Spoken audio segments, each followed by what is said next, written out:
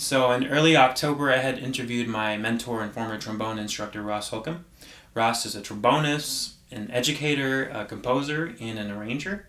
And he actually grew up in the Tallahassee, Florida area. And upon graduating high school, he ended up studying trombone with Norman Bolter at the New England Conservatory, where he also received his bachelor's and master's degrees.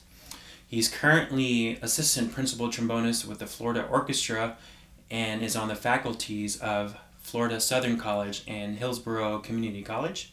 He's also former principal trombonist of the Spokane Symphony and assistant principal trombonist with the Vermont Symphony, and has also served on the faculties of Whitworth, Gonzaga, and Eastern Washington Universities, and that last one is actually where I ended up studying with him in my undergrad.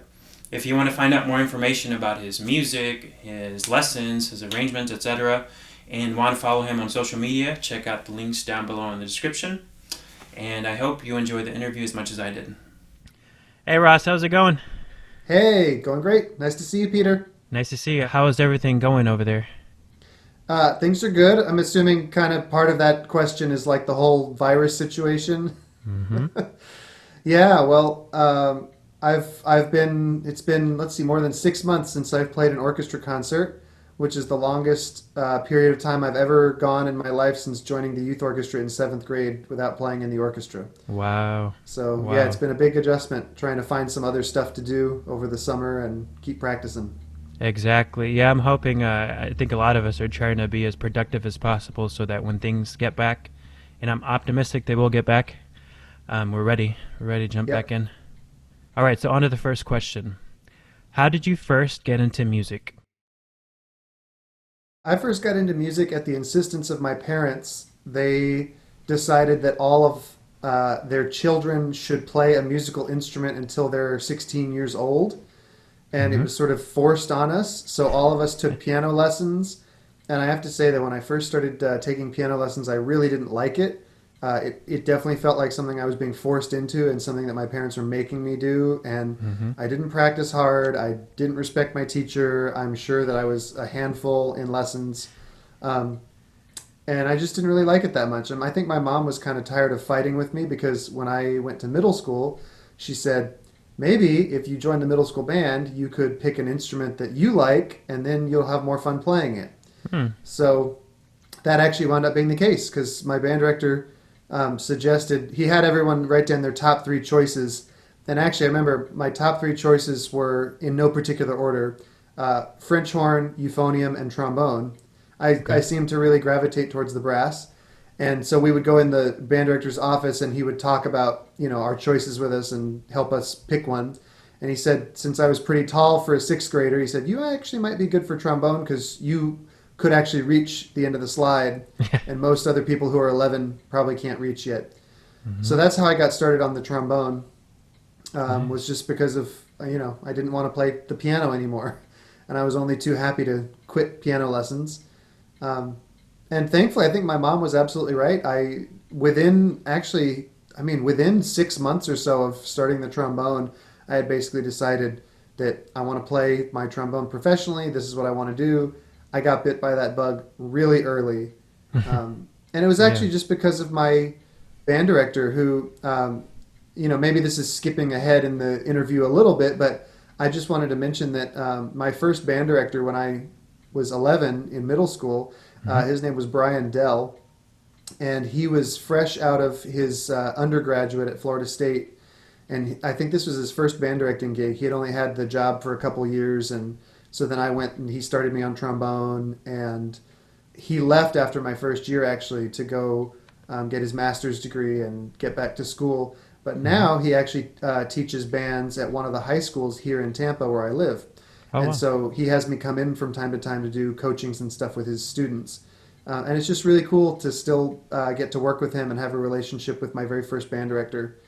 And I give him a lot of credit because the things that he did for us as sixth graders, I think really got me interested in music and interested in the trombone. There Mm-hmm. were two things in particular. The first one was he had everyone, it was an assignment that we had to go out and buy a CD of somebody professional on our instrument. Mm-hmm. And this was back in the days when Borders, Books and Music was still a big thing. And So I Yep. remember going to the CD section at Borders and finding a CD. And it happened to be Joe Alessi because A, I guess, was early in the alphabet, so he was the first trombonist I Yeah. found. And I really liked that CD. I was like, wow, I didn't know the trombone could sound really cool like this. And so when I would hear certain pieces on the CD, I would beg my parents to order the sheet music for me. And it was, of course, way too hard for me at 11 and 12 years old. But I had the sound in my head, and I would just sort of like Yeah. try to play and make it sound like it sounded on the CD. And that was a lot of fun. So I have to thank Mr. Dell Wow. for that. And then the other thing that he would always do is on Fridays we would take a written test about composers and Italian terms and whatever. And he Hmm. would always put on a recording of the New York Phil playing pictures at an exhibition. Hmm. And he would point out when every instrument had a really important part. And Okay. I always remember that for the trombones, it was in the second to last movement in Baba Yaga. There's the first trombone has the high B flat that trades off with the horns, and then the trombone plays the high B flat. And he would say, "All right, trombones, listen up. Here's the high B flat." And I remember thinking, "Oh, that's so high. How do they do that?" And so I would always try. That was my goal, was to be able to play the high B flat. And I very distinctly remember coming in on like the last day of school of sixth grade and saying, "Mr. Dell, listen, I can play the high B flat." And I picked up my horn and played, and it probably sounded really pinched and strained and awful. But he was always encouraging. He was like, "Yeah, man, way to go. Good working. That's awesome. Keep going."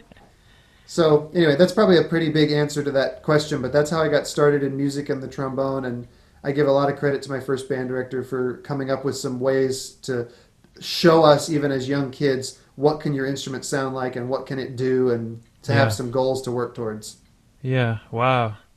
That's an amazing story, and I guess there's a lot we could kind of break down and discuss. But you did answer the second question, which was why did you choose trombone? But you were mentioning how early on you had a great band director that kind of encouraged you and inspired you all to go check out the music, through assignments, etc. So I remember there is a recording, I think, of you on YouTube from, I'm guessing, those first couple of years when you started playing. I Could think I you? know the one you're talking about. I think of course, you're playing MORCEAU SYMPHONIQUE. I remember saying that actually, because I think we're about the same age, and saying that when I first started to get on YouTube in the mid 2000s. Hmm. And I guess to go off on a tangent, could you tell us a little bit about that? Yeah, so it was a music competition in Tallahassee, Florida, where I grew up. And I think Okay. it was called it was either called Music Fest or Winter Fest or something like this, but it was a competition that happened over the winter in Florida. Hmm. And that happened, I think, in 2000. So that was my the second. So I guess it would have been like December 2000. So I'd been playing for about a year and a half. Hmm. And MORCEAU SYMPHONIQUE was just the Guillemot, by the way, not the Yes. Gobert for Yes. anyone Thanks for who's keeping clarifying. score. But yeah, the Guillemot was one of those pieces that kept coming up on all these professional CDs that I was listening to, and I really wanted to play it. And so I entered the Winterfest with that piece, and it was broken up by age. Like I think like the division I was in was like up to age 15 or something. I can't remember how it was, but there was like age groups, Yeah. and it even went up to adults. Like there was like a 35 and up. So like just anybody Okay. from the community could enter this competition, and Yeah. then they broke down the winners by age. And actually, if anybody watches that video, the guy playing piano with me was actually my piano teacher. Oh And I wow. had recently stopped taking piano lessons with him in favor of the trombone. Yeah. But I have to say, I really appreciated him as well, because I very distinctly remember when I decided that I liked trombone enough to, start with the trombone lessons and drop the piano lessons. He was really gracious about it, and he didn't act sad or offended. Maybe he wasn't sad because I wasn't a very good piano student, and so Hmm. he was actually happy to Okay. free up that lesson slot for somebody else. But I remember he said that he always gives his students a CD as a present for their last lesson. And he gave me a Oh. CD of, I think it's the Hungarian State Radio Orchestra, but they were playing a bunch of just sort of standard orchestral classics. And he put it on in my lesson, and he played for me the first track, which was Smetana's The Moldau. And he listened to the whole piece with me and went through and explained about how this thing represents the river, and this represents the village, and this represents the river rapids. And it was like a movie going on in my head, and I could just picture the whole scene there. And I think that really kind of set me up with this idea that, music can express something. Like it can say something visually, it can say something emotionally. And to this day, I still have that exact same CD that he gave to me. I still listen to it from time to time. And so I asked him if he would play the piano part with me on that competition, which I wound up winning, by the way. I think I got like $100 prize. That was my next question. For I guess that. I don't know if it indicates that, but yeah, now we know. Yeah, so I mean, it was some like incredibly small amount of money in the big scheme of things, but I remember as like a 12-year-old or 13 or however old I was at the time, I was thinking, wow, this is amazing. Like it was the most money that I ever had. And it was really cool. So yeah, that was just a fun little thing. And years later, my mom found that VHS tape at home, and I think that was just one of those early things that back when people were digitizing their VHS tapes that got onto our computers somehow, and I decided like, what the heck, let's put this up on YouTube. And I think to date it's still my most popular video on my YouTube channel. I think probably every sixth grader who's learning Morceau Symphonique searches YouTube and finds it. And Yep.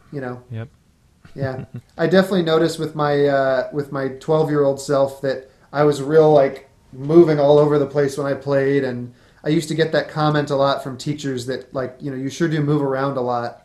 And I think I've calmed that down a little bit, mostly just due to efficiency gains. Like, as you keep demanding more of your playing, you have to get more efficient. And so I always had it in the back of my head, yeah, maybe I could like stand a little bit more still, but it was never a conscious thing to like try to stand still. I think that as I get more efficient, I just sort of waste less energy by doing other stuff. Yeah. But anyway, every now and then, once every 2 or 3 years, if I click on that video just to remind myself what I used to sound like, sometimes I have to turn off the video and just listen to the sound because it's like kind of distracting how much I'm going all around. Yeah. I know everyone has different philosophies on that, on the moving. And I, for a while, I think on the jazz side of things, I also used to move from studying with an opera teacher just to kind of loosen up your chord, not to be so tight coming from brass playing. And that crept into my trombone playing. But I think there's something, back in the day, music and dance, I'll make it short. Music and dance used to go together, but then again, as you were talking about, there's problems with efficiency if you're doing too much. But I think it's okay to kind of express a little bit of the music. And I want to be clear, right? Like I would never expect anybody to just be like this statue and stand perfectly still and just move the slide. But I think that there's probably too much movement that can like kind of rock the horn around on your face and cause inconsistency in the embouchure and stuff. So exactly, yeah. I feel like it's only a problem to the extent that it distracts people or messes up, stuff that's going on with your face. Yeah. But yeah, I hardly ever ask my students to move less. It's really only if I think it's causing a problem in some way. But, a little bit of motion, like you said, it helps keep you loose and limber and make sure your muscles aren't getting locked up. So I totally agree with that. Nice. Thanks for sharing that, Ross. What trombonist or musician has had the greatest impact on your playing? Well, like I mentioned at the beginning, I think it was definitely Joe Alessi because, because his CD was first in the alphabet in the trombone section, I bought his. And I listened to a lot of his CDs early on. I'd say my early years, it was like kind of Alessi Lindbergh. Joe Alessi and Christian Lindbergh. I would listen to them all the time. And I loved just the variety that Christian Lindbergh had of just everything. I probably had every Lindbergh CD that I could get my hands on. And I just thought it was so cool that he was so stylistically varied that he everything from Baroque to 20th century, unaccompanied concertos with band, with orchestra, with piano. And I thought that was really, really cool. It wasn't kind of until later on in high school and college that I really decided that I should branch out. And because, sometimes when you're young, you just kind of like, you have your favorite thing. And so for me, it was like Alessi and Lindbergh, and those were my two, favorite people to listen to. But in college, I really started to get this idea of, I should actually listen and see what a lot of other professional trombone players sound like. And I had a few other CDs of random people. I definitely remember in high school having Mark Lawrence's CD, Trombonology, and Nitzan, his CD, Towards the Light. So there were a few other people sort of in the mix that I was listening to. But in college, I really started to branch out, and just any person that I could find, I would get their CD, including my teacher in college, Norman Bolter, who I could talk about him a long time. But once I got to college, he was definitely the biggest influence on me. Okay. And Norman would be the first one to admit that he's never ever trying to put his own style or way of playing onto anybody. He never would want you to come out of college sounding exactly like him. But Yeah. the influence that he had on me was in the way that he always put the music first, the way that he really encourages people to be their own best self, that success is not a uniform one size fits all. If you accomplish this goal, you're successful. It can look different for different people. And so just seeing kind of the freedom, because when I went into NEC, I had this idea of the kind of orchestral career I wanted. And if I had really held myself to that goal only, I think, today I might be feeling like, well, I'm not in like the ultimate orchestra that I had envisioned when I was 15. And thankfully for Norman, he really opened my eyes to all of the different wonderful parts of a music career. And now I love the fact that I get to play in the orchestra, I get to teach, I get to play some chamber music and solos. And I think the way he would always describe it was like, he said, your musical diet. And it's almost like eating, like if you just eat, not raw, but like red meat, if you just eat steak all the time, it might taste really good, but you're not going to actually be that healthy. And so you have to have a good variety. And so he would always compare playing in the orchestra to like eating red meat, that it's really fun and it's really great and it gives you a lot of protein, but there's a lot of other types of playing you need to do to stay healthy with your playing musically and physically. That's great. So I think that I had those CDs that were an early influence, and then once I got to college, it was so much of my teacher and having those lessons with him every week, and his wonderful CDs, which if people don't know, he has about 4 or 5 CDs out. Most of them are on iTunes, Apple Music, Spotify, and it's all his own compositions. Norman has written the most music for trombone of any composer ever in the history of music. And they're all great pieces, and he's got, I think, 5 CDs. I don't know, I hope I'm getting the number right, but it's at least 5 CDs of all his own compositions, which are just incredible. Oh, yeah, I'll try to share that down in the description after the interview. Okay, thanks for sharing that, Ross. Question number 4. In terms of your career, could you tell us a little bit about how you got to where you are now? Yeah, so this is going to sound like a weird place to start, but actually I think that one of the most important moments in my professional career was my very first ever paid gig on the trombone. And it was when I wasn't driving yet, so I was maybe 14 or 15, and I was at Florida State University summer music camp, and there was a flyer up on the wall, and it said musicians needed for church service on Sunday. And so I just called the number, and I just said, hi, I saw your flyer at Florida State and I'm available this Sunday. And I was really careful not to say, and by the way, I'm not a student at Florida State and I'm only 15 or whatever. I just sort of let that be assumed on the person's part, like, oh, he saw it at Florida State. Maybe he goes to school there. But I definitely remember the look of shock on his face when I showed up, and he was like, oh my God, this kid, he can't even drive. Like, oh, it looks like the trombone's bigger than he is. Like, what is this going to be like? But it actually wound up being fine. I mean, I was a good sight reader even at that age. And we had an hour rehearsal before we, did the service. So it actually wound up being a good gig. And the reason that I mentioned that is such an important experience for me is because it was my first paid gig. It was the first time that somebody paid me money to play the trombone, and I felt like, wow, this is really cool. You can make money doing this thing that you like. Yeah. And it's something my mom called attention to later. She always pointed out, she said, Ross, you always are making things happen for yourself. You're always looking for opportunities. You're never sitting back waiting for something to fall into your lap. And I think that's a really important thing in the music world, especially these days, because you can be the best player in town, but if nobody knows that you're there, you're still not going to get the calls for the gigs. And so I think, there's a fine line between, I think some people kind of go overboard where they try to suck up to the right people or ingratiate themselves or really go overboard with I mean, I don't really want to get too much into it, but just to say that I think some people kind of take this idea and go a little too far with it, where they're kind of being a little weird about it. But Yeah. my approach has always been, if I see an opportunity, why don't I throw my hat in the ring and see if it works out for me? Something like a gig or an audition, or even like starting to teach from a very early age. I remember I started teaching when I was in seventh grade, and not for money, just for free. But there was always a group of band kids who would hang out in the band room after school, and my band director would just say, "Hey, why don't you stick around after school and help the sixth graders learn their slide positions?" And it never occurred to me like, "Oh, well, I don't really know that much about trombone. Maybe I shouldn't be teaching these people." It was like, no, if there's something I know that they don't, I can help them. Mm-hmm. So I got that teaching experience early. Um, but I guess kind of going back to, letting people know that you're in town.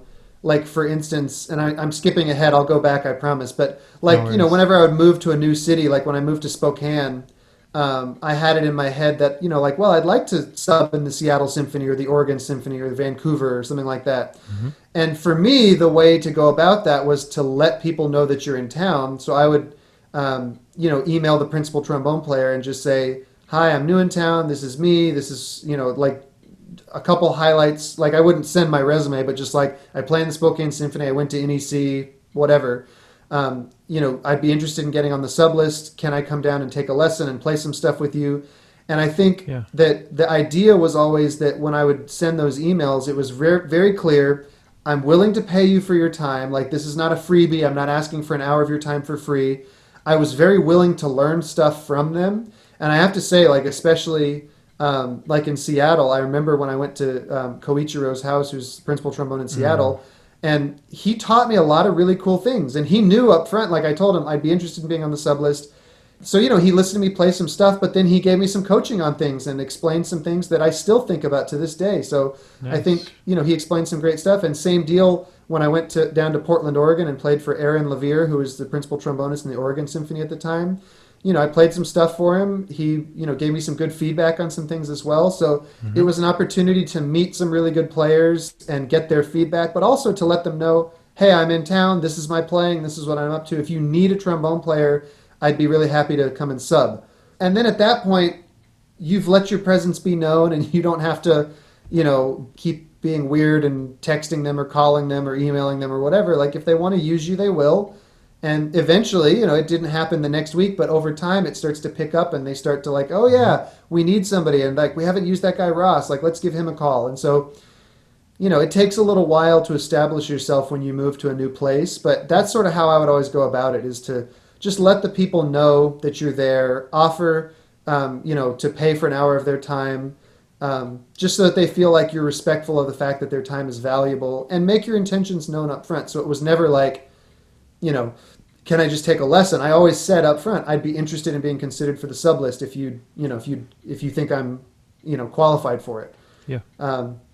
But as sort of a more career trajectory, when I was in college, I took an audition for the Vermont Symphony, and magically somehow I managed to get that audition. I was offered the second trombone job in Vermont Symphony, and that was a great regional orchestra that put on a concert about once every month. So I would just, head up on a Thursday afternoon and play Thursday, Friday, Saturday, Sunday in Vermont, and then head back to Boston.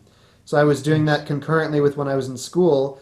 And then even when I went to the Spokane Symphony, which was my first full-time job, I still held on to that Vermont job and went back there maybe once every couple months or so to play in the Vermont Symphony. And then once I auditioned for and got this job here in the Florida Orchestra, then I resigned from Spokane and Vermont. So now the only orchestra I'm a member of is the Florida Orchestra. Okay. But the Vermont Symphony and the Spokane Symphony were kind of the two main things I did for a long time. And then I had a couple other small things. When I was in Boston, I was playing all over the place. I had positions in some little orchestras, one called the Atlantic Symphony, one called the Plymouth Symphony. Every now and then I would go play with other orchestras like the Rhode Island Phil or Albany Symphony, or even one time I got invited to play with the U.S. Coast Guard Band in Connecticut, which was really fun. It was actually on the Coast Guard base, and so like I had to meet one of the trombone players at a McDonald's that was like a mile away because I wasn't allowed to drive my car onto the base. And so I got in the car with her and we went in through security and you just drive onto the Coast Guard base and there's like a nuclear submarine sitting in the water right next to the room where we were rehearsing with the band. So that was actually a really fun gig. But yeah, I was Nice. super freelancing when I was in Boston, freelancing a little less when I was in Spokane, because then it was mostly the Spokane Symphony, which was fairly full-time, and the teaching that I did. But I would go over and play in Seattle and Oregon and Vancouver, and even the Utah Symphony a couple times. I would fly down to Utah to play. And then now, since I've been in the Florida Orchestra, this is even more full-time and more busy, so I mostly just stay in Tampa. But I've played around, like I played with the Sarasota Orchestra last year, and even the Academy of St. Martin in the Fields, which is a really cool British orchestra that does a lot of period music. And they were on Florida tour, and their trombone player got sick, and I got this last-minute call, like, could you come down tonight and play with Academy of St. Martin in the Fields, which was just like a dream come true, because like it's one of the greatest orchestras ever in the history of music. And to get to sit on stage with those people, and like the British trombone players, who number one were very welcoming and so pleasant and wonderful to play with, and then also just the quality of their playing. I mean, just so beautiful, gorgeous sounds, amazing, just legato, smooth, poised. It was, oh man, I mean, even as Wow. somebody who's been playing professionally for decades, that was a huge learning experience for me. So anyway, that's probably a lot more info than you're bargaining for, but those are some of the sort of the highlights over the years of stuff that I think was really important for me. No, thanks for sharing, man. That's a lot, especially that first half you talked about basically being professional and kind of building that up. I think I've had those tips before. If you're getting ready to move to a new city, for example, you can also do some setting up and slowly transition so you don't get there and there's no work there. Mm-hmm. I think a lot of our viewers can really get a lot out of this. So thanks for Yeah. sharing that, Russ. Thank you. And the master of that, like setting yourself up before you move somewhere, is my good friend Jen Hinkle, who plays Oh, bass yeah. trombone in New York City now. Yeah, yeah. But she used to be in the Spokane Symphony with me, and she had like so many gigs lined up before she even moved to New York. So maybe that's somebody you would consider having on for an interview at some point, because she has Yes. a really interesting story. Yeah, she came in for a master class once, I think, when you were teaching over at Eastern. Yep. So that was a treat to have her there. What's it like studying with Norman Bolter and playing with the Florida Orchestra? I know you already talked about Norman a little bit, but maybe studying with him, for example.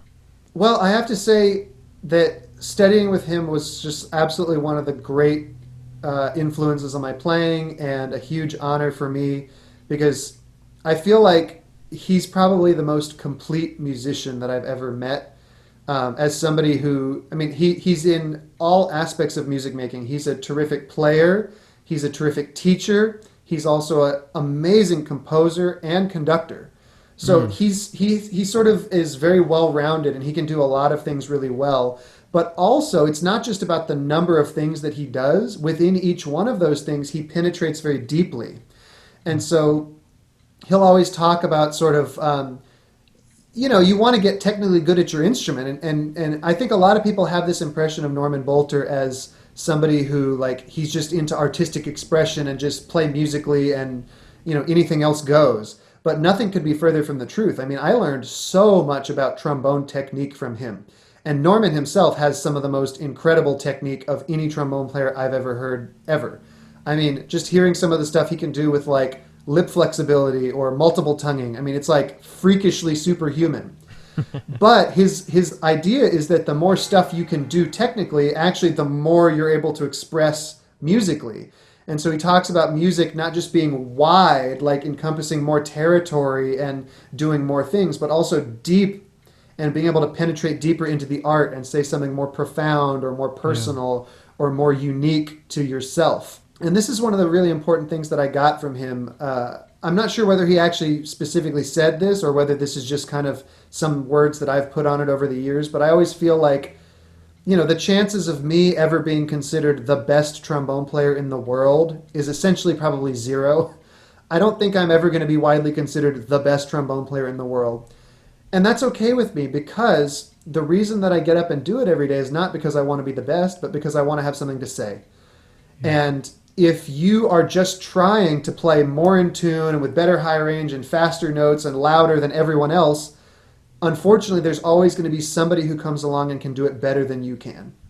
But if you actually are looking for what's unique about me, what can I say from my own unique life experience that nobody else on the planet could ever hope to say, then you actually are unique, and you're playing the pieces in a way that nobody else could ever imagine playing them. So then if people are thinking, if you're just trying to be the best, they think, well, Ross Holcombe's not the best. Why would I go to that recital? But if they say, oh, Ross Holcombe, he always has something interesting and unique to say, I definitely want to hear what his recital sounds like. And that's true for anybody of any ability level on the instrument. You can be a sixth grader who's been playing for 2 months.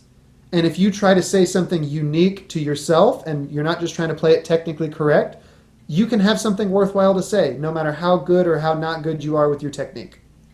Yeah. So I think that's the biggest thing I got from studying with Norman, is just the idea that everyone's a unique individual, and that's actually something to be celebrated, not something to be squashed out. We don't want to get rid of those differences. We want to celebrate them.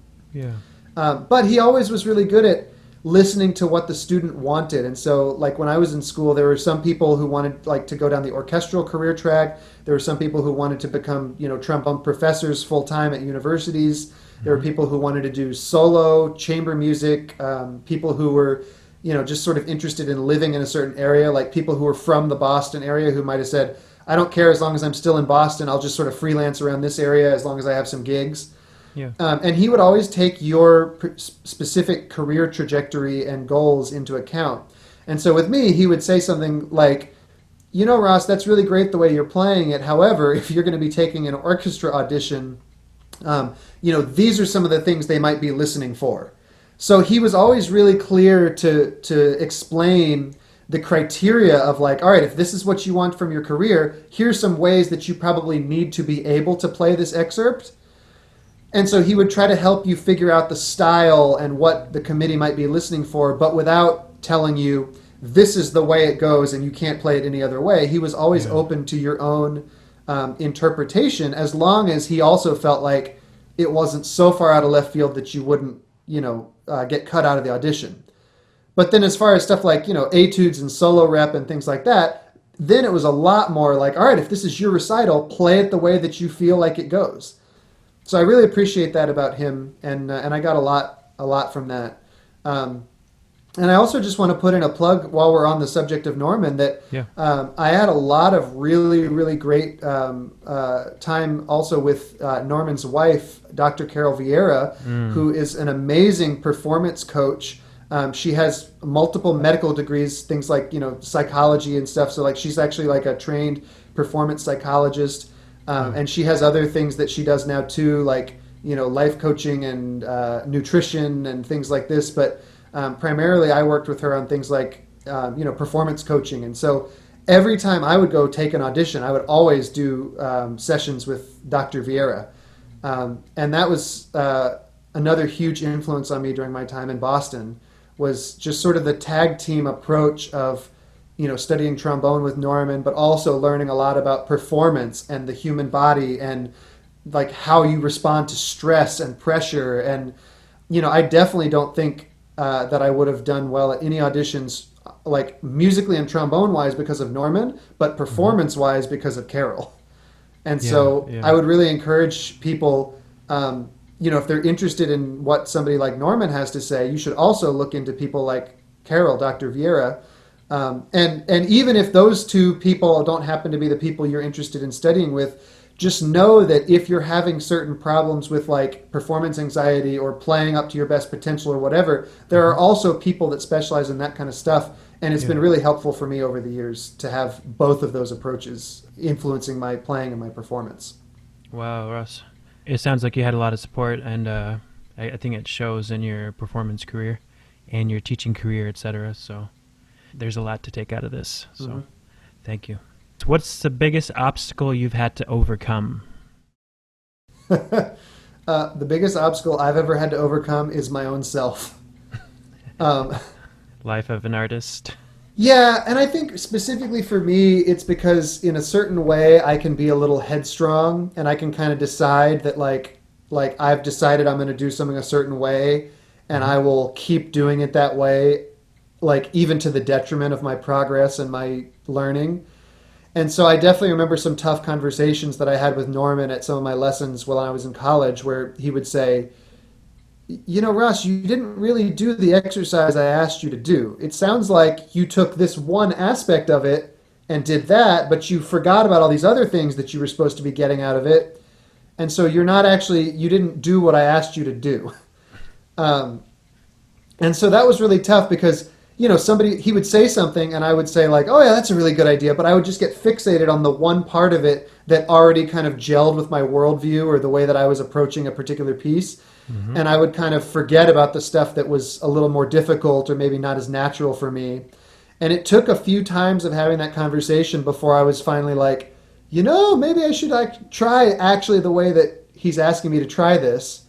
And that was a huge breakthrough for me, was just finally like getting out of my own way and realizing that like, oh, like other people are really trying to help you. Yeah. And I see that with my students sometimes as well over the years, that it's like you can offer the best advice in the world to them, the thing that you think will help them better than anything else you could say. But if they're not ready to hear it, if they're not understanding like why this is going to be really useful, it doesn't matter. They won't do it and they won't get the benefit. Every now and then I'll have a student who's like, they're just kind of like, whatever you say, they will do. And in a certain way, that's really nice because they make really quick progress and they understand that like, oh, well, he's just trying to help, so I'll just try everything that he says and, you know, make good progress with it.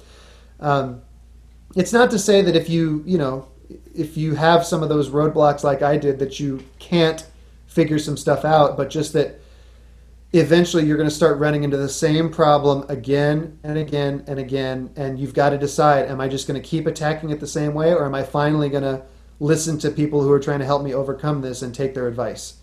Yeah. And so I think for me, the biggest challenge was just getting out of my own way and realizing that other people are trying to help and they might have some information that I need and that I should take that information and really try to do it. Yeah. So. And, you know, I think there's pros and cons to both, because maybe kind of being that way instinctively, you were able to accomplish a lot, learn a lot on your own, be self-taught, because you can't just sit there and listen to everything your teacher says and just do only that. Listen to it, yes, but don't do only that. So there's like pros and cons. Yeah, I think everyone has to have a certain amount of self-teaching, but in the sense that you won't really understand the information until you understand why it's important for you. But I think that it's also really important to have outside teachers, because especially in a career like music, a lot of times you don't even understand some of the things that you don't know yet. Yeah. And so it's really helpful to have a teacher that's explaining to you some of the things that they think are important. Mm-hmm. And actually, you know, I guess always coming back to something that Norman said, he would always say, like, anything that a teacher says to you, it's in your brain somewhere, like it's in there. You might not know what to do with that information yet, but maybe next year or 5 years or 10 years down the road, you find yourself in a situation where you need that information. You go, oh, that's what they were talking about all those years ago when they mentioned that. Mm-hmm. So, you know, I definitely have found that, like, you know, as I'm out in the world playing professionally, I frequently hearken back to things that Norman and Carol have said, and I think, oh, that's where it comes in handy. Mm-hmm. So there's sort of a balance. Like, I don't think you can do it all on your own. You definitely, like, it's going to be hard to have a music career if you're completely self-taught, because you just don't know even what you're not good at yet. Like, there's so much that you don't know that you don't know. Yeah. But at the same time, yes, it's really important to take the information that's given to you and to make it your own and to figure out how it works for you in a unique way, because the exact way that your teacher says it may not be the exact way that works for you or it makes the most sense to your brain, but you can take the principle, like the nugget of truth in the middle of that, and apply it to what you need. Yeah. What is one of the best pieces of advice you have ever received? I'm not sure if this is advice necessarily, but there's a quote that I really like, and it was actually a quote from Woodrow Wilson, the U.S. president, who I understand that for other historical reasons he can be kind of a troubling figure, and so I'm not necessarily endorsing some of the things about him that aren't particularly savory. But he had this great quote that I still think about a lot. And the quote is, "If you're going to climb over a tall wall, best to throw your hat over first." And I think what he meant by that was, if you've got this, like you're trying to climb the wall, throw your hat over, because then you have to do it. Like your hat's already over there. If you want to get the hat back, you've got to do it. So in a certain way, I think that's really, it kind of harkens back to what I was saying about, make opportunities happen for yourself. You can't just wait and think like, oh no, like this wall is too tall, I'll never get over it. Do something concrete to like take that first step. Like, if you want to be part of like a big city music scene, like probably the first thing you should do is like move to that city. You can't just like wish like, oh, someday I'd love to, play in New York, like, and just wish it every day. Unless you actually move to New York, you're never going to do that. Mm-hmm. Now, there's other things you can do, like we talked about, to sort of set yourself up for success in advance. But, or just, anything. Like I want to have a great career. I should look for a good teacher or a good school or what. But like, it's to take some sort of concrete step towards your goal before you even actually like start your goal. If that makes sense. I just really like that quote about, if you want to climb a tall wall, best to throw your hat over first. Yeah. I already talked a little bit about some of the advice Norman gave about being unique and being yourself. But another thing that he says all the time, which I use in my teaching and my practice, is start with what you can do. Anytime you want to get better at something, you start with what you can do first, and then you build on from there. So like a super easy example of that is like, oh, this passage is like really technical and complicated. I should slow it down. Play at half tempo. You're playing it at a tempo that you can do it well. Yeah. And then you gradually speed it up. Now that's one that probably every teacher understands and talks about, like play something half tempo and speed it up. But there's infinite can-dos. Like if you can't play it loud enough, well, start softer and work up the volume. If, that interval, like that octave slur is like not clean, well, play a half step and then a whole step and then a minor third and then a major third and gradually widen the interval till you get there. There's really an infinite number of ways that you can simplify something so that you can do it. And that's really inspiring to me as a teacher and a practicer, is that if I'm not good at something yet, there's probably some element of it that I can do now. So I'll just do that, and like 1% every day moving towards the goal. So that was some really good advice about teaching and practicing from Norman as well. I think I'm getting deja vu now from some of your lessons. Right. Which actually have happened.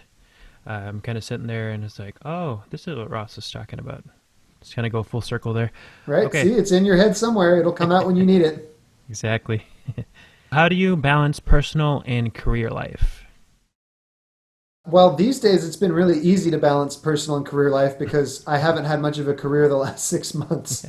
Essentially, over the summer, all I've been doing is teaching my private students, which here in Tampa, I have 5 private students who are high school students that I see once a week for lessons.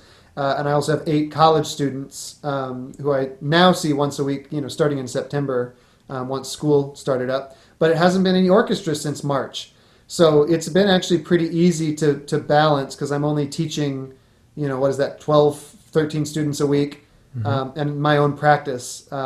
But aside from that, I've just been out, riding my bike, which you can see behind me. Yes. Since we don't have a garage here, the bikes live on the wall in my office.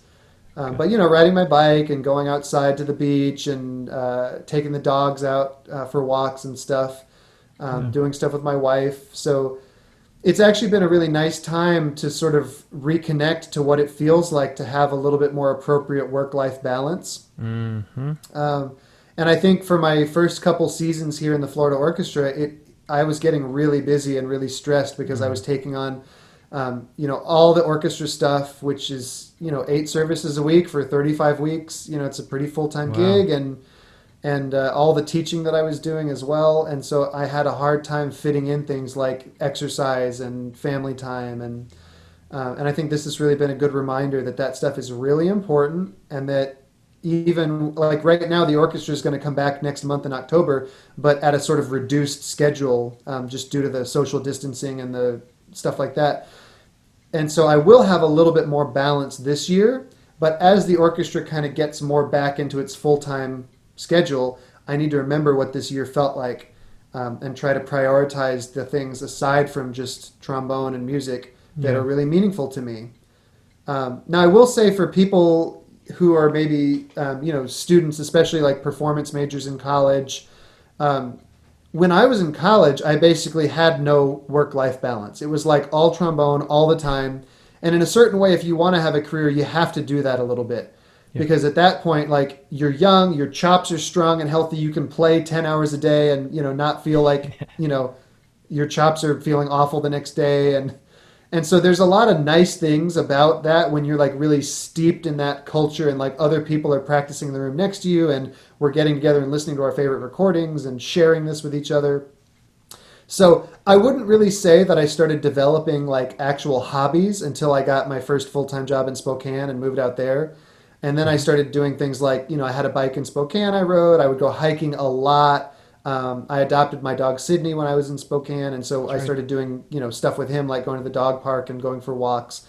But at that point, I had to save my chops for performing, for like the rehearsals and the concerts with the orchestra. So even if I wanted to, I couldn't practice for 4 hours a day. Yeah. And so in a certain way, once you get the job and you're actually having to do it every week, it kind of forces a work-life balance on you, because if you're still practicing 4 hours a day, you're not going to have the chops left for the big concert, Saturday night.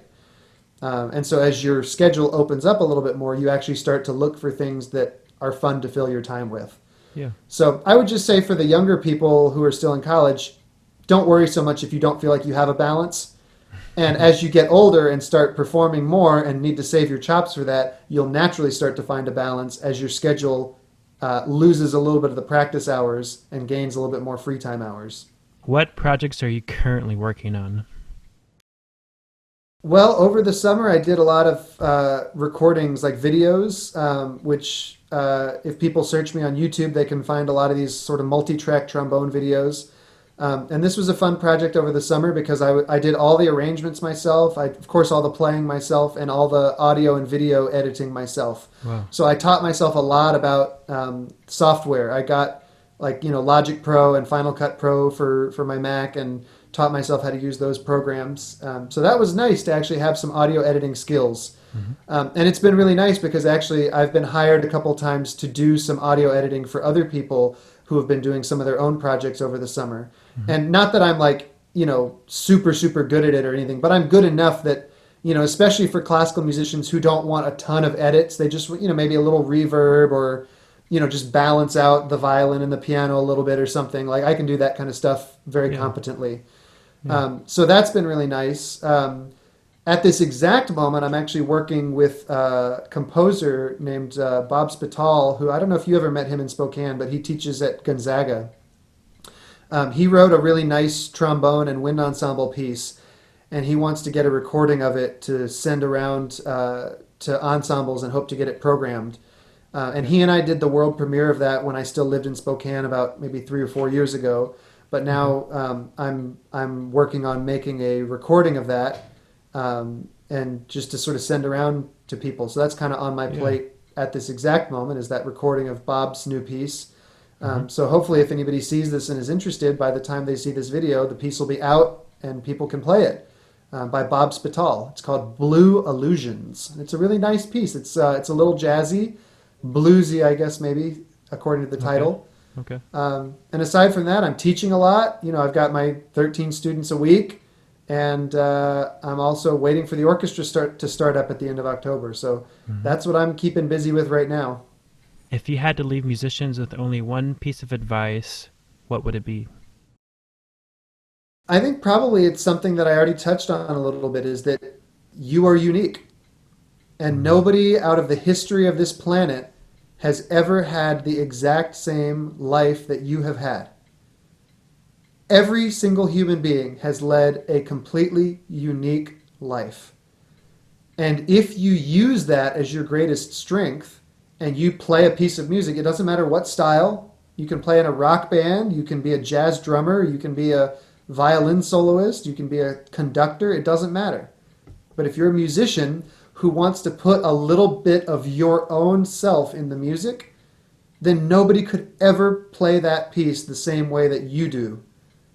because you're playing from your own unique life experience.